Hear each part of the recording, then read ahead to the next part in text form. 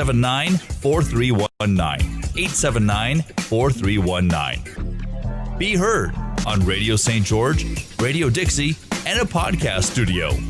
Just a few of the great things happening at Dixie State University.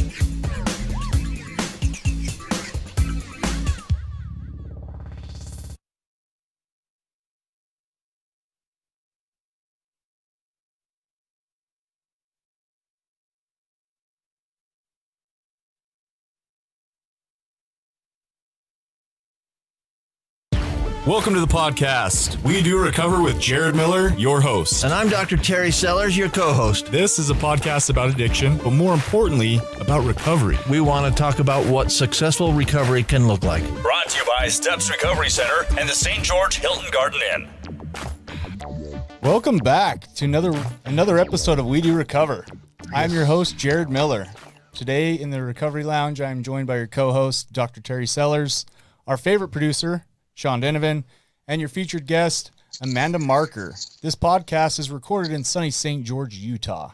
Episode 007 is brought to you by Steps Recovery Center, where addiction ends and healing begins. And listen, if your loved one needs help, give them a call. 801-800-4182. 8142. Let me do that again. Do that again, just for that. Yeah, 801-800-8142. Perfect. There we go. Yep. The hiccups out of the way. Love it. So, what is new and good in the rich and famous life of Dr. Terry Sellers? Whoa! I don't know who has a rich and famous life. Not me. That's you, buddy. Not me. Not much. I don't know if I mentioned this last week, but I got a quote from a dentist to fix some problems I have in my mouth, and the quote was $37,000. Therefore, when I say some problems in my mouth, I don't mean I've got a cavity or two. So that's new and good, or it's at least new. That'll make me not rich. Yeah, that kind of money will definitely put a dent in your wallet. For sure. And I'm down here in sunny St. George. For those of you listening that don't know St. George, it's hot. Today's going to be about 100 degrees, which is not like ridiculously hot for St. George, but it's still pretty warm, and got a golf game tomorrow, so I'm excited. 104 feels a lot better than 115. It's been hot lately. It's been hot. Amanda Marker. Amanda Marker. Can you tell the listeners what's new and good in your life? What's new and good? There's lots of new and good stuff going on. I've been working a lot. I am working something I love doing, so it's really kind of exciting to wake up and do what you love every single day. And I just got a lot of exciting stuff going on, so it definitely is a good time. Are you a workaholic? I am. It's kind of ridiculous. Cross addiction. Yeah. I work on that as well, though. That's good. Yeah. Erase and replace. Remember? Erase and replace. That's a blast from the past. Yeah. That was episode, 3? Yeah. 2 or 3. The problem is there is a such thing as cross addiction, right? Here comes the doctor absolutely. side of me. And some people get a rush of dopamine in their midbrain from working. Mm-hmm. And that can really be a problem. One of the things that we need to do in recovery, and everybody knows this, but we need to take time to care for ourselves. Beautifully said. Sean Denovan.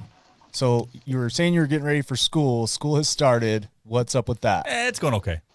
Just okay. It's just okay. You know, Zoom calls and people that are remote and then they're here and then it's vice versa. It's just a little crazy. But I'm surprised you haven't pointed out the one glaring difference. I'm about to point it out. The one huge glaring difference. About to point it out. Hold on. You guys don't see Sean Denovan on camera, but Sean has had a beard every time we have recorded this podcast. Sean currently does not have a beard, and I don't totally recognize him. Full-on baby face. Yeah, about November, I was like, I'm going to try this. You know, and then it came out gray. I put dye in it, and I went to some professional shaver guys. Yeah. Just weren't loving it. All right. Then I asked Facebook what I should do, and then my wife got mad because she's like, I told you what to do. Why are you asking Facebook what to do? Anyway, so I got the baby face thing going on this week. There you go. On. There you go. Amanda Marker, let's get to it. Thank you so much for coming on. We are so excited. Tell us where you're at, and start off by telling the listeners what your life looks like in recovery today. Right on. Well, first off, thank you for having me on, you guys. It's kind of been a nervous thing I've been like nervous about all week. But I'm here. I'm ready to kind of do this thing. Stop the nervousness and tell us who you are. You just have to tell us who you are.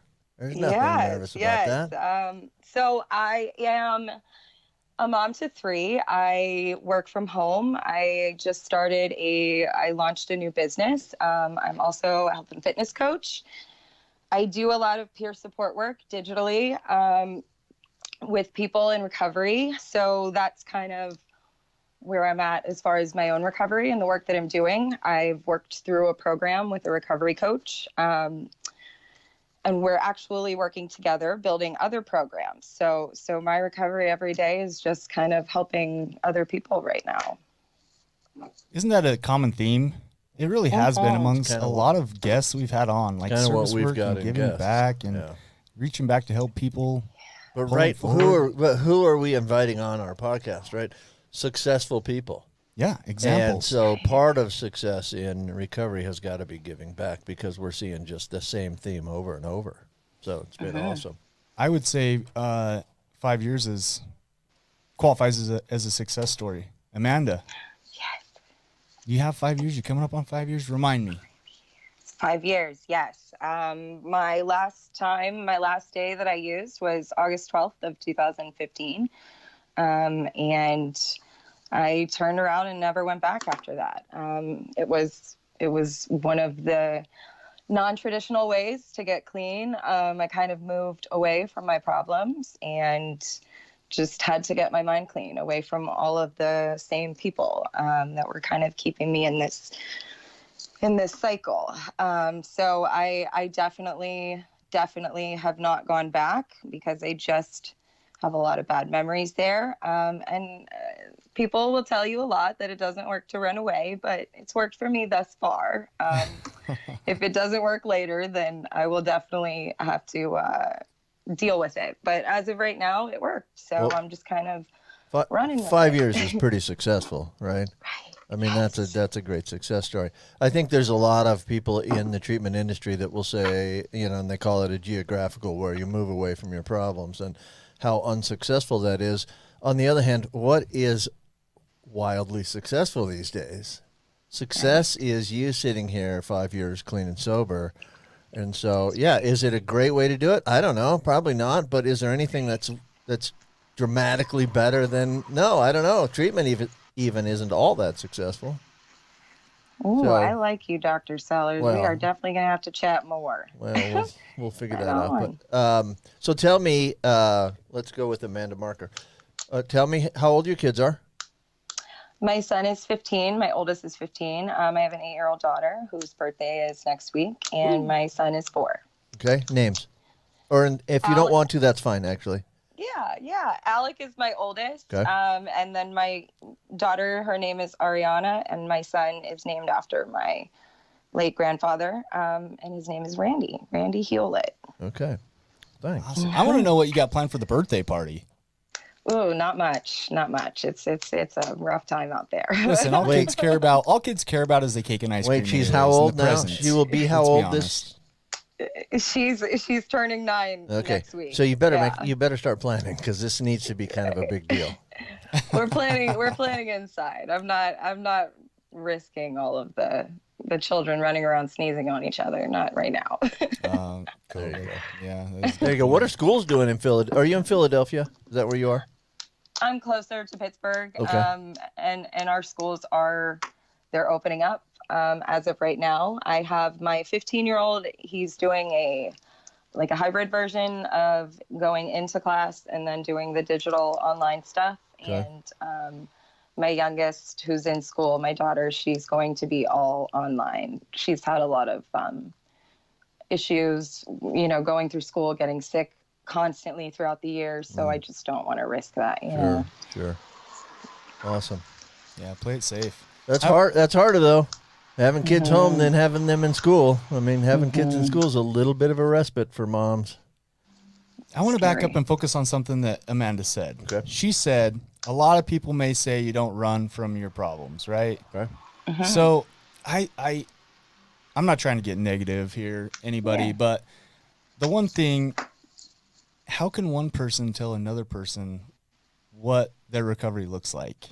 Does that make sense? Like, I guess one thing I want to bring up is everybody's recovery is their own. And obviously 5 years, that's an amazing, that's a great goal to hit. Statistics say that you're 70% likely within your first year to relapse. Oh, I think it's higher than that. Oh, is it now? Yeah. The statistics I had were old? Yeah, well, there's a bunch of different stats you can read. I don't think your stats are wrong, but I've read some higher numbers for sure. Yeah. Have you ever dealt with 85% is a number I often quote. as you're working in treatment centers, how do you deal with that? This is the ideal way to get clean, to Right. stay sober. I think you're making a good point, and Amanda, you can speak to this. The point is, first of all, you said, how can somebody tell somebody else what their recovery looks like? Well, first of all, don't say that, because that's the entire treatment industry, right? Don't tick everybody off. We'll be thrown off the air. But but what treatment hopefully does is A, teaches some coping mechanisms, and B, points people in the direction of things that are slightly more successful than maybe just doing it by yourself. But again, I don't think they're way more successful. I think they're slightly more. So really, it's an outliner, it's a blueprint to set people up to have the best chance possible. That's all we can do in treatment, right? Yeah. So that's But I think it's interesting to note. This is a really cool topic, I think, because it's interesting to note that what you did probably isn't quite as successful as going to residential treatment. for most. But it's not dramatically less successful. Right. I mean, just because Right. treatment outcomes aren't as good as they could be now, and treatment centers are working on that. But if you ever, if you ever get a hold of a treatment center and they tell you their success rates are 60 or 70 or 80%, they're lying. That's not true. That's just not true. Yeah. Not that high. We're going to tick off all our treatment friends. Sorry. Listen, this podcast is about recovery, and recovery comes in many different forms and Yes, many it different does. faces. And there's the point. Treatment Absolutely. really does work well for a lot of people, but it's not for everybody. Yeah. It's not for Amanda Marker. She did it without that. Well, I absolutely, if it was in my favor a little bit more as far as my circumstance, I have 3 children, stuff like that. Of course, my recovery is the most important thing, but it just wasn't possible for me. And rather than sitting around and just continue to use and continue to, stay sick, I just took initiative and started listening to TED Talks and meditating and working out and doing things to try to switch the old habits and get rid of them, because I think that was just kind of in early recovery, I just wanted to replace my bad habits with something else. And replace. Reminds me of Yeah. a cheesy little quote, but I'm going to say it. If I always do what I've always done, I'll always be where I've always been. Or I'll always That's get what I've right. always got. All right. Yeah. Yeah. Yeah. So, okay, Amanda. So that's good. That's an interesting viewpoint. This is a fun topic, I think. Let's talk about that. So you just started trying to replace kind of what you had been doing with slightly more positive things. Is that what you're saying? Yes, sir. That's exactly it. Made a decision. You might have made a decision to turn your life over to the will of God as you know him, but whatever happened, you made a decision that you were going to try and do something different, right? Okay. So what prompted that decision? Well, so back in 2015, I had been homeless for about a year, living in Southwest Florida. I'm underneath a bridge. Wait, stop right there. Stop. Oops, sorry. Sorry. Where in Southwest Florida? Dr. Sellers is from Florida. Oh, yeah? I Sellers. lived in Cape Coral. It's Okay. around Fort Myers, Nope. Naples Yep. area. I grew up in Clearwater, so we Well, had there to. we go. Yeah, so you're just down the coast from me. But sorry, I know that the listeners don't care about that at all, but suddenly I hear Florida, I get all excited. So Yes, it is. It's exciting. It feels like a small world, when that happens. I love it. and if you're going to live under a bridge, Florida's the place to live under a bridge, right? That's The right. weather's nice. So Well, it was dreadfully hot. I definitely could say that, and the mosquitoes were just brutal. So sure, but but it's Florida was better than a definitely Philly better winter, place. right? Yeah. Better than sleeping Yes. under a bridge in a Philadelphia winter or a Pittsburgh, Pennsylvania winter, wherever you are. I used to say that too. Yeah. Okay, keep going. So you're homeless. You're essentially sleeping under a bridge. Yes. My kids had been already, I had sent them to live with their fathers, and they just were not letting me speak to them at all, rightfully so. So it was kind of like a period of my life where I was grieving. I thought I was grieving my children, but I was actually grieving this person that I was growing away from. So it was kind of tough, but I knew that if I didn't do this, then I was going to just keep with the same cycle throughout my children's lives. So as hard as it was to not have my children around, and worrying constantly that they thought that I had just left them, like I had just left them, that was a lot to take in, and that was a lot to deal with, but it was exactly what I needed to get. When you get really super uncomfortable and everything's awful, there's, you can stay there and wallow, or you can just keep it moving. And that's what we did. We kept it moving. So Nice now job. I'm proud of it all. My children are very much so involved in the work that I do. And they're just these really phenomenal little human beings, they're amazing. So the guilt that we feel a lot for our children having to go through horrible things that we put them through as we were choosing drugs over them, it really does build a lot of strength and character as long as we pull ourselves out of it and they get to see that happen. So guilt can be a motivator, right? A positive motivator, but only if you make a choice to do something different about it. If the other thing that guilt does is it makes us feel crappy about ourselves, and so you can take a choice of feeling that way about yourself, and if you do that, you have to cover that up with drugs and alcohol, or you can make a more positive choice and get rid of the guilt. Would you say your children maybe then were one of the big inspirations for you making changes? Absolutely. Okay. Absolutely. Right. When you consistently for years, because that's pretty much what it was. I had my son when I was very, very young. I was 17. And then I worked in bars and did bartending and worked in clubs in Southwest Florida. And it just got, this lifestyle, and it just became this horrible thing. So the guilt kind of just eating away at you for years and years and years, because you know damn well what you're doing and how it's affecting your children. That's absolutely the number one motivator. It was for me, at least. So I made this connection with Amanda online. Okay. Virtually through social media, Facebook. So cool. She's a powerhouse. Yeah, right. She does a marketing thing, right? No question. She's a powerhouse when it comes to marketing and growing your platform organically, they call it. And everything that you just got done talking about, as I'm sitting here, like I can just see your title. It's just, it fits it perfect. And I'm going to let you say it because it's yours. Duh. Go ahead. Yes. I say we because it sounds more humble, but I have built this organization. It's called Pain to Purpose, and that's exactly what it is.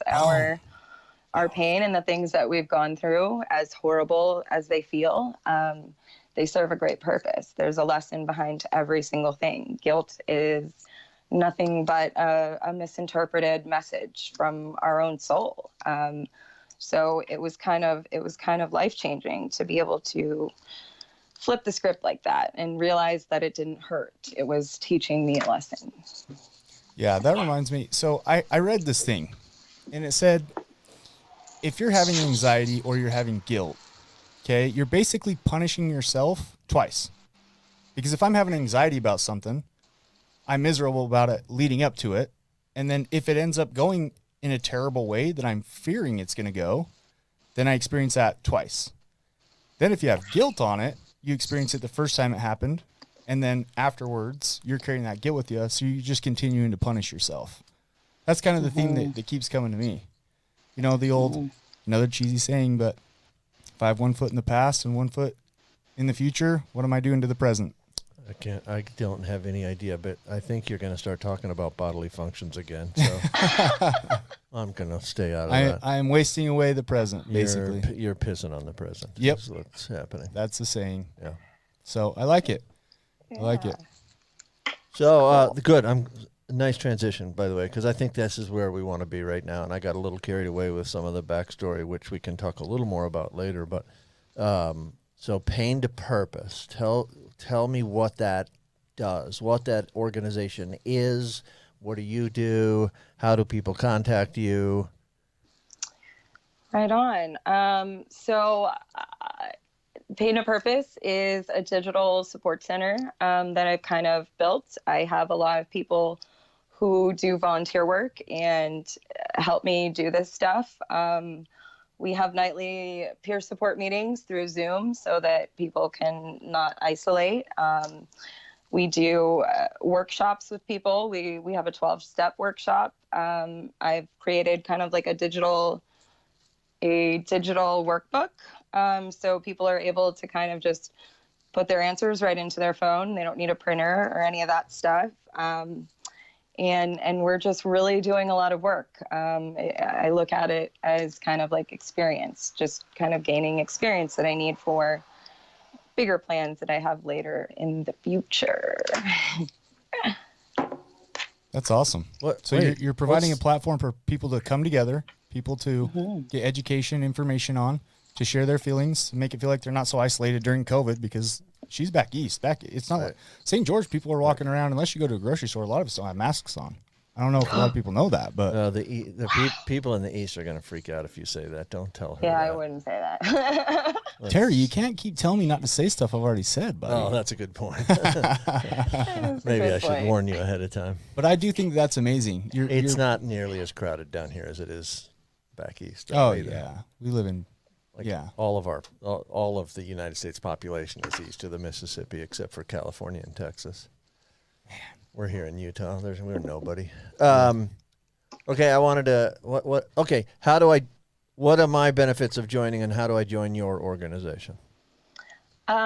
We have a Facebook page. If you go to Facebook and search Pain to Purpose, I have a page. I have a group. We're also doing other stuff as far as that's our main support center, is because we have those. We do workouts every morning with people. We do group meditation every morning, kind of trying to just provide a little bit of positivity, because I really think that, well, we've been working with these people and they get a little bit of the feel for how good they start to feel after just kind of implementing a couple of these tools and these practices.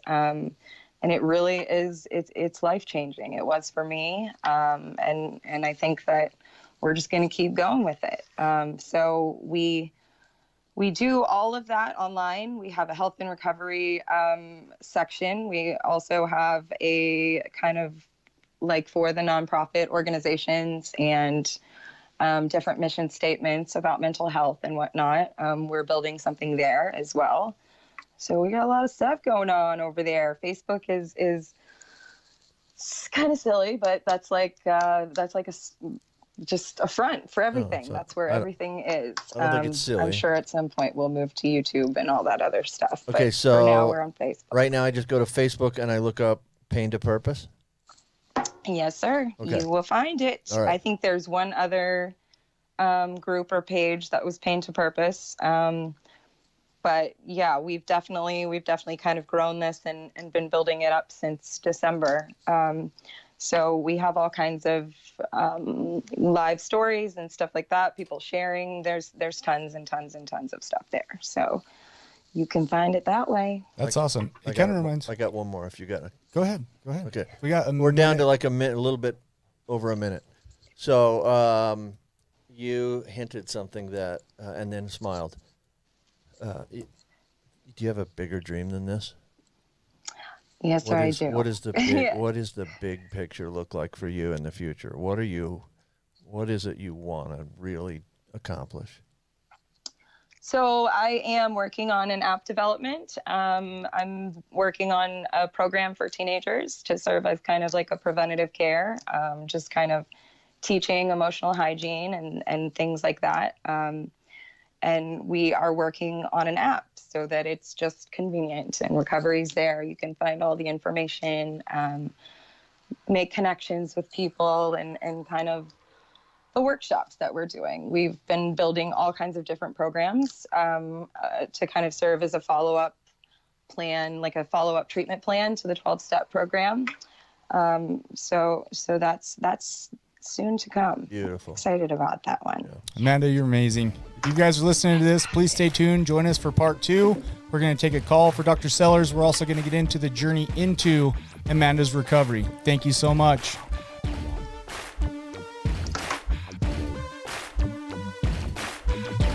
You are listening to We Do Recover with Jared Miller and co-hosted by Dr. Terry Sellers.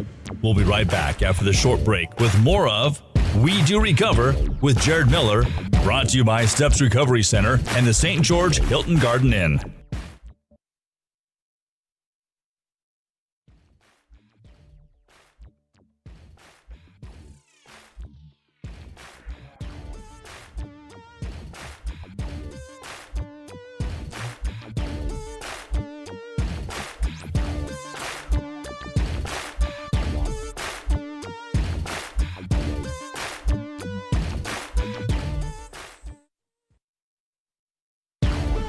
We welcome you back to We Do Recover with Jared Miller, co-hosted by Dr. Terry Sellers, brought to you by Steps Recovery Center and the St. George Hilton Garden Inn.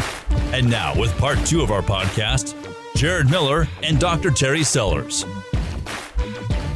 Welcome back. Welcome back. Welcome back. Part 2 of episode 007 featuring Amanda Marker. Beautiful. Hey, can I tell you something? Yeah. Last night, so I come down and we have a sponsor that provides our guests a hotel room. So nice of them, right? So, Amanda, by the way, if you ever get to St. George, Utah, we can get you a hotel room. Woo. You're welcome anytime. But I slept there last night, and it was amazing again. It's the Hilton Garden Inn is a beautiful place. Their pool is amazing. They do such a good job. Their hospitality is great. My bed was awesome. So, listen, it's always sunny and friendly at the Hilton Garden Inn, St. George. One of these times I'm gonna come over. I'm just gonna like use your card to go sit in the hot tub and just hang out. Come over and use the pool and the hot tub anytime. Their pool's great. Yeah, my buddy Chris, man, he's awesome. He runs that place. So cool. We got a call. Are you ready? Okay, yeah, let's do it. And I just want to Have a say phone call. before we get to it, Okay. this is from my friend Amber, and she is amazing. She's probably one of my biggest supporters. She's been a Such fan. a sweet Been person. a great fan, no question. Amanda, you can agree, right? Absolutely. Amber's awesome. All right, let's get to her call. Thanks for calling, Amber. Hi, this is Amber from Lehi, Utah, and I have a question for Dr. Sellers in regards to his take on legalizing weed. My question is because there's a lot of talk about it in the recovery, and are you sober, are you not sober?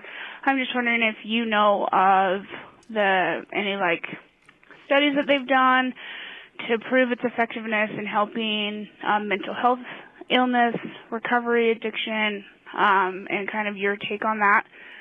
And the second part of the question that I have, and this could be for Jared as well, is that we've seen a rise in overdoses and with the pandemic and with everything that's going on. But I've also noticed that the biggest thing that I see personally is that overcoming the shame part of it, right? Overcoming the shame of coming back from a relapse, especially if you've had time or with, the meetings and things aren't as accessible, it seems like these days. What is the best way to overcome that shame and be able to come back and utilize the tools that we have? Again, I love you guys. Thank you for your time, and I look forward to hearing the response and the communication on that. Have a great day. Wow. So thanks, Amber, for the question. That was a great question. Two questions. It's 2 questions, and they're That's awesome. both unbelievably good questions, but super broad topics. Like, we could do episodes on the legalization of marijuana, on how to get back into it if you've somehow relapsed. Those are both wonderful topics. Let me start tackling the legalization of marijuana. Get it. And it's going to be, I'm going to have to chop it way back because there really is a bunch of stuff here. So my thoughts are the following. We're calling it medical marijuana now, right? Now, some states for sure have legalized it recreationally. I have my thoughts on that too, by the way. Recreation used to be more than sitting on the couch eating Cheetos and smoking pot, right? I don't understand how that's recreation, but whatever. Pot does not motivate you to get off that couch and actually do recreation, for sure. But we also call it medicinal marijuana. Okay, there's not a medicine in the history of the United States that's ever been approved the way that marijuana is being approved currently.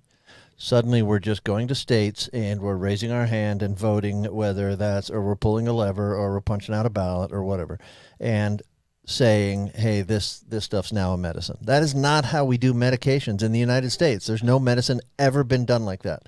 So it's interesting that we call it medical marijuana because there's no other medicine done that way. I hate that concept right there. We have tons of problems with our healthcare system, but one of them isn't how unsafe our drug supply is. Do medications cause some problems? Oh, absolutely. But we have a safer medication supply than any other country on the planet because of the FDA. And again, I don't want to tackle the FDA. It's too broad of a topic. Okay, second part of the course. So anyway, I don't like that we're doing that. Let me just ask you real quick though, because I've actually there's studies on like people with PTSD, right? Like vets that are coming back that struggle with PTSD. You know, antidepressants are a $2.1 billion industry, and a lot of the times it doesn't help them, or they switch back and forth from one to the other. Have you ever come across or heard of any situations where medical marijuana helps those people? Sure. Don't ever interrupt me again, though. Sorry. I'm kidding. Yeah, and I do want to get to that, but I'll get to that sort of more towards the end because it is successful, and there are medical studies for a number of conditions that it's helpful for. There's no question about that. But we're ignoring the way that we do the process normally. We do the process, we study it, we look at the risks, benefits, side effects, all of that stuff, and then decide whether it's worthy of becoming a medication or not, right? Which we're not really doing with marijuana. So, second thought is we have prisons full of people that are in there for smoking or selling weed. I heard a story of a guy that got 27 years for selling an ounce of marijuana. That is absurd. Crazy. That's absurd. I don't love marijuana because I treat addiction a lot, but I also don't think anybody should be locked away in prison for massive amounts of time over a marijuana charge. I don't love legalizing it, but that's another story, and people can argue that. I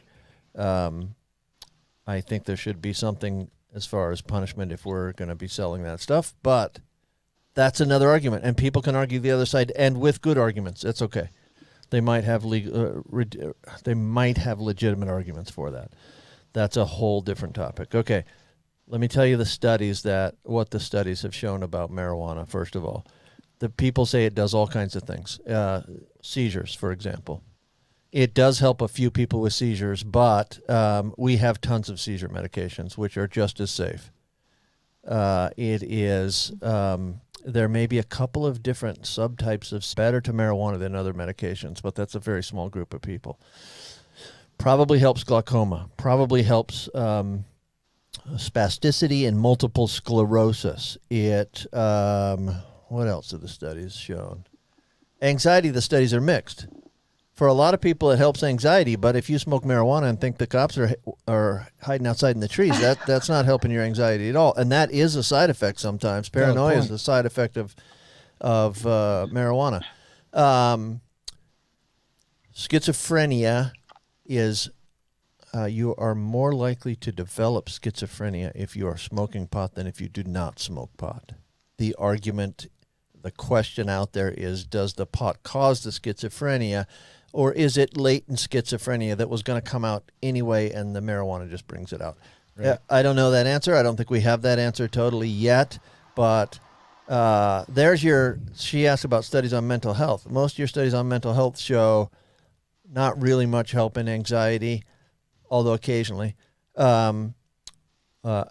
Increase in your risk of schizophrenia. PTSD has shown some promise, and I definitely have seen some studies about that. Helpful sometimes for PTSD. I can't think of not sure if I can think of any other mental health conditions. I don't think I can come up with studies that have been done about depression. It might help chronic pain. The problem with that is the opiate addicted patient all think, well, I'll use marijuana because it's not nearly as bad as opiates. And marijuana is probably not nearly as bad as opiates. But there are studies out there that show that smoking marijuana does not decrease opioid use amongst opioid addicts. Well, and if you want my opinion, she asked in the very beginning, are you still clean? That's it. No, that's a flat out no. Well, okay, so let's compare it to Suboxone, right? Okay. If you take Suboxone at a doctor, like the doctor says, you for sure are clean. If you're getting it from a medical facility and you're Right. doing it the way you're supposed to be doing, I guess there's Let's some say a argument to doctor has that. prescribed it for something that it's known to work for, and you take that prescription as prescribed. You're clean. Yeah. Depends on. To me, it's all in here, and we can't judge that from other people. But what's your motivation for using marijuana? Is it to check out for a minute? Yeah. Because if that is, you're not clean. That's not clean. Sorry. If your motivation is, I can't find anything else that helps my seizures, and I'm going to try this, and it helps your seizures, you're so clean, it's unbelievable. So Yeah, good point. So real quick, let's just take a minute to address the second part of that question. I want to save some time for our guest here, Amanda. Yeah. So guilt. Yeah. Do you want to go ahead and tackle that? No, this isn't necessarily my question. Like, Okay. guilt is not a medical condition, right? I think you and Amanda can answer this every bit as well as I can, or better. And I've been talking so much that the people are getting tired of me. So That's not true. I want to hear other opinions. Let's see what you guys think about guilt and how do you get back to recovery if you've relapsed and you feel really guilty about it. Amanda, I'm gonna let you go first. Oh man! Oh Right wow! on. I definitely, I do work with a lot of people, and sometimes they'll come back and say that they've relapsed on, something, and they feel really ashamed. They didn't want to talk about it. And that's what we're kind of fighting here. This is what you're doing, right? We're trying to kind of nip that stigma in the bud and make sure that recovery is cool. So people keep coming back.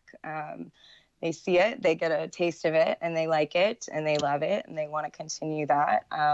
When they do get sidetracked and relapse, then they still have this in the back of their mind, knowing that this can be, what they need. So I think it just takes a little bit of courage. Reach out to somebody, anyone, and most people will tell you the same thing. Don't be ashamed. That's what we're all fighting against. That's a great answer. That was a good answer. Mine is going to be, if you fall down 8 times, you get up 9, right? Yeah. I mean, we all know relapse is part of recovery. And look, we're talking about addiction, but I can make this anything. Bring me any diet. Okay, if I'm doing really good on my diet, I'm losing weight, I'm feeling good, and then all of a sudden I go out and I splurge. Yeah. What do you do the next day?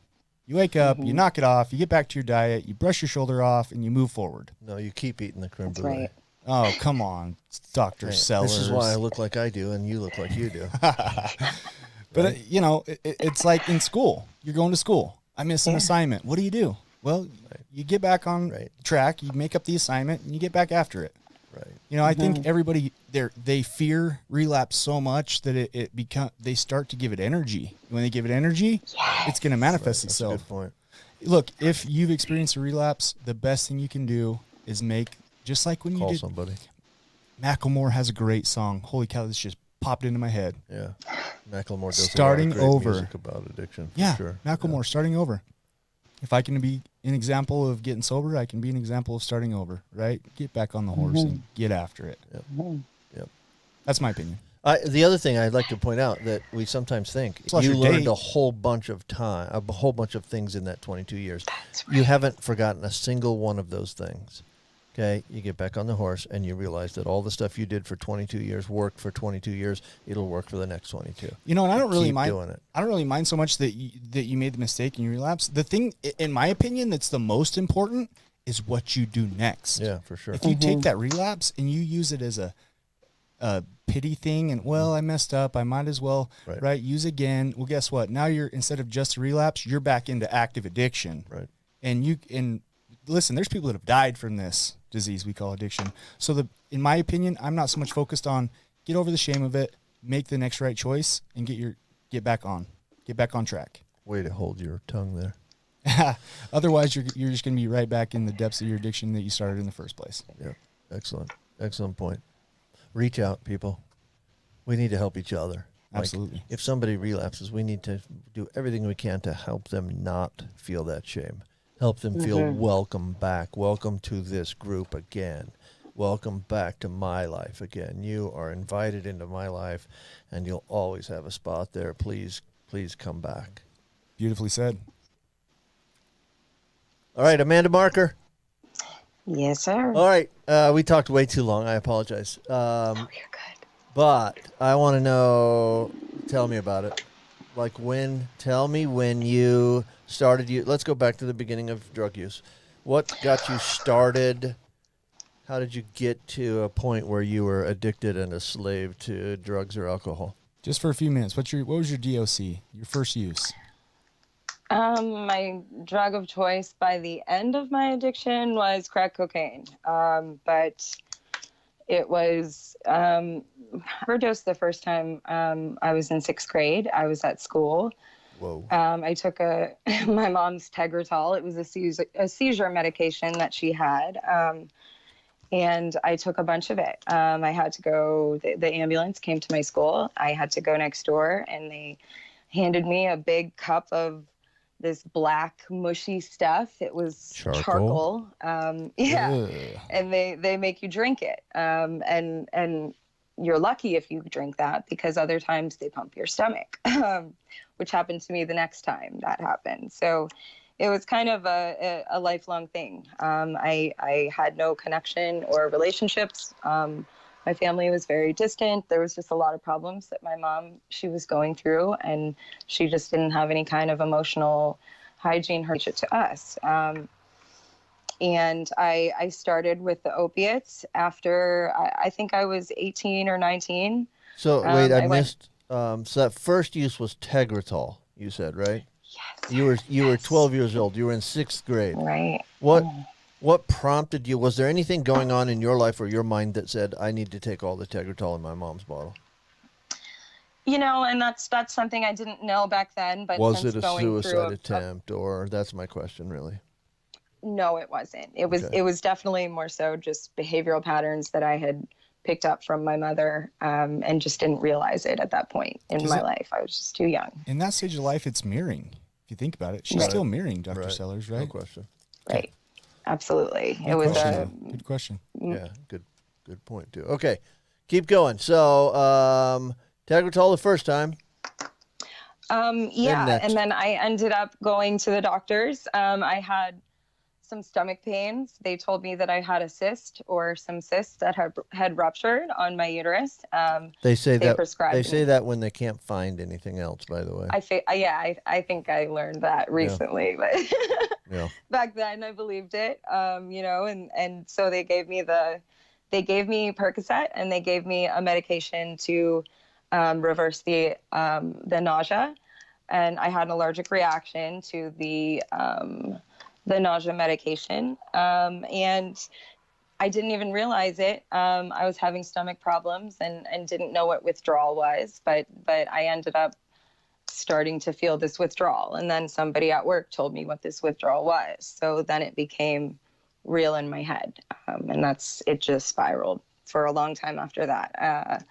By the time I was, right before I was homeless, I was doing large amounts of heroin every day, IV heroin.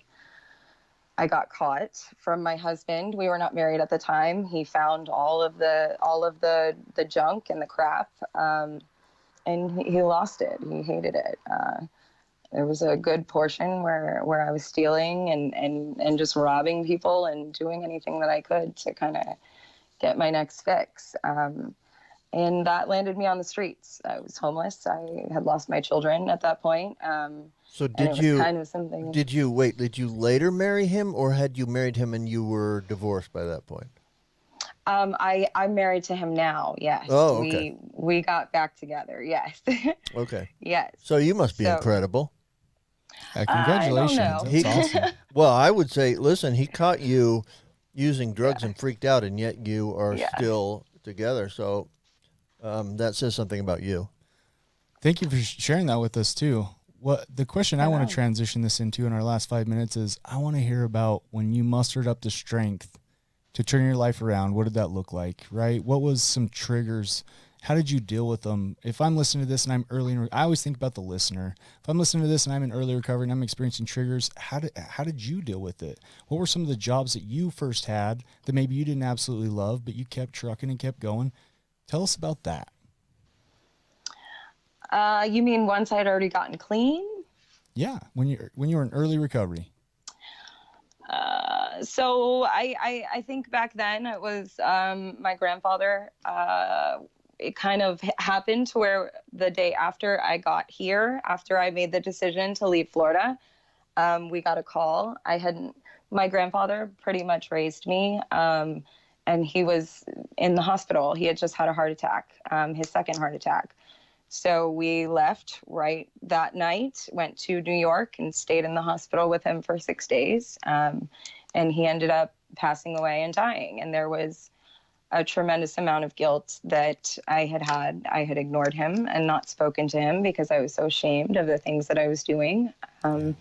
So it really kind of hit me in the face, big time. And I think that I knew that the only way that I could ever find a way to be okay with the fact that I had not spoken to him was to just really change it and to really just make sure that I wasn't disappointing him, because he can see me now.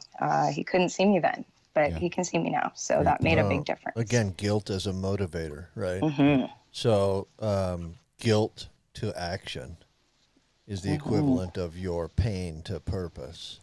Yes. Pain has a purpose, and so does guilt. That purpose is to motivate us to do something differently. And you had tremendous guilt and you did something differently. So that's awesome. Yes. So what were some of the triggers that you faced? I definitely have had a lot of issues with people in recovery who are. I reached out and started reaching out to people in groups, and the first kind of thing that I grabbed hold of was AA and NA, and it was just it was a process to kind of go through that and to realize what parts of that program and that was keeping me very small and sick, and I definitely don't live by that one day at a time anymore. I did for the first part of my recovery. I definitely was just trying to survive every day sober. But that has to shift, right? Just like if you get surgery and you have a wound and your aftercare is going to be this at this point, but later it's going to shift. You're going to have to change the things that you're doing, and the treatment plan that you're following. So it's definitely been difficult to do that without a sponsor, I guess. I definitely didn't have a sponsor. But I reached out and I found a recovery coach online. They're everywhere. Find them because they're amazing and they want to help you. Everyone wants to help. That's something that, like you were saying earlier, people in recovery, they really do just want to help. So when you let someone help you, you're helping them. Yeah, I love that. And I've heard people talk about that, right? Sometimes they struggle with the NA or AA thing, but they have a thing that they say it's about principles, not personalities, right? Mm-hmm. It's about the teachings, not necessarily the people in the circles. But that doesn't have to be the only avenue. It's not Amanda's. For sure. AA, in my mind, AA is perfect. And then you add, Yeah. and then you add human beings to it, and every Yes. one of them is an alcoholic, Well said. Yes. recovered alcohol. Perfect place to go for mental health, right? Right. AA in it of itself the program is perfect, but it's run by people. imperfect Yes. people. It's run by people that started out imperfect and are still imperfect. And so it doesn't work for everybody. That's nothing bad about AA. That's just about the people in AA. And they're all good and wonderful people, but I don't get along with everybody in my life, and neither do you. Yep. Right. So, It's not people. So you took a concept, an AA concept, a sponsor, and you just morphed it a little bit is all, right? You found a recovery coach. Yes. It's this. That's- It's a concept that works. It does not have to be a sponsor. It doesn't. You are a And great example, Amanda. I just want to say thank you. We got 15 seconds here. I just want to say you're a great example. Listen, if you're listening to this, please like it, Pain to purpose. comment, share, right? Thank you guys so much. We look forward to next week, episode 008. Thank you. Thanks, Amanda. Thank you for joining us today on We Do Recover with Jared Miller. Help us spread our message of hope and share. If you have any topics or ideas for future shows, please share that on our Facebook page. That Facebook page is We Do Recover with Jared Miller. If you or a loved one needs help, please reach out to us. Again, thank you for listening. Brought to you by Steps Recovery Center and the St. George Hilton Garden Inn.